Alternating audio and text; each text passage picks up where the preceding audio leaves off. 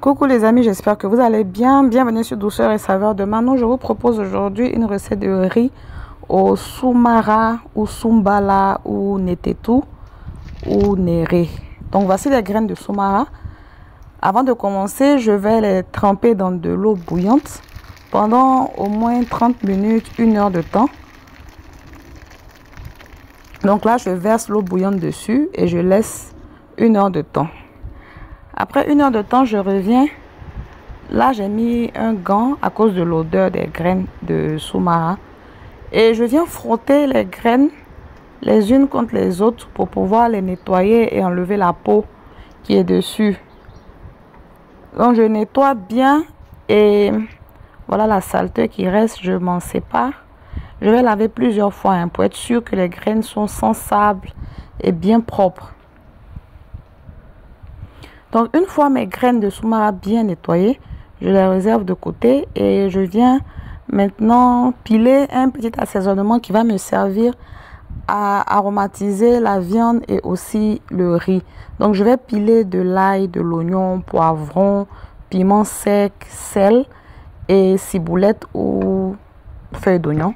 Je vais piler le tout et maintenant, je commence la préparation du riz. J'utilise de la viande de bœuf. Vous pouvez utiliser la viande que vous voulez. Je commence à la faire frire et le mélange que j'ai pilé tout à l'heure, je viens mettre le tout dessus et j'assaisonne bien. J'assaisonne bien et je rajoute aussi la moitié d'un oignon que j'ai découpé en dés. Je laisse le tout bien sauter ensemble. Et là, je viens rajouter les graines de soumara.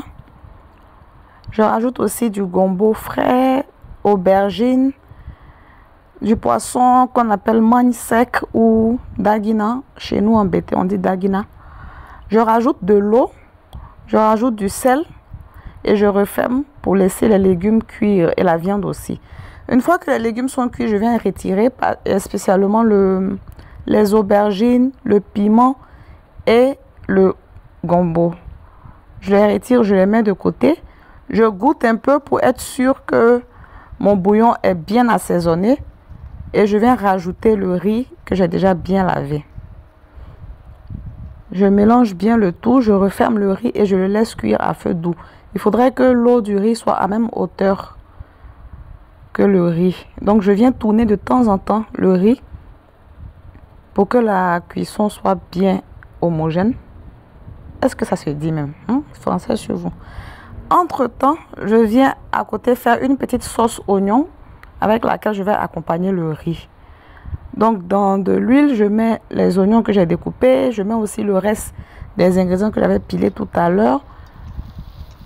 Et je viens aussi rajouter 2 cuillères à café de poudre de soumara ou sumbala ou netetu. J'assaisonne aussi bien. Et quand les oignons deviennent bien tendres, je viens éteindre le feu. Vous voyez comment la poudre de soumara a rendu les oignons bien marrons. Je rajoute aussi des crevettes, mais ça, c'est vraiment facultatif. On n'est pas obligé. Quand le riz est prêt, je viens mettre les légumes que j'avais retirés là-dessus pour qu'il soit bien chaud avant de servir. Donc là, maintenant, je suis en train de servir le riz. Il est bien cuit. Il a une très belle odeur. C'est vrai que le soumara sent un peu fort, mais bon, moi, j'aime bien l'odeur à la cuisson. Donc, je sers et je mets aussi les légumes dessus. Gombo, aubergine, piment. Et je vais mettre ma sauce oignon dessus avec les crevettes. Et voilà, le repas est prêt. J'espère que la recette vous aura plu. N'oubliez pas de liker. N'oubliez pas aussi de vous abonner si ce n'est pas encore fait. Activez la cloche de notification surtout. Entre-temps, moi, je suis en train de lutter avec les gratins ici. Ciao.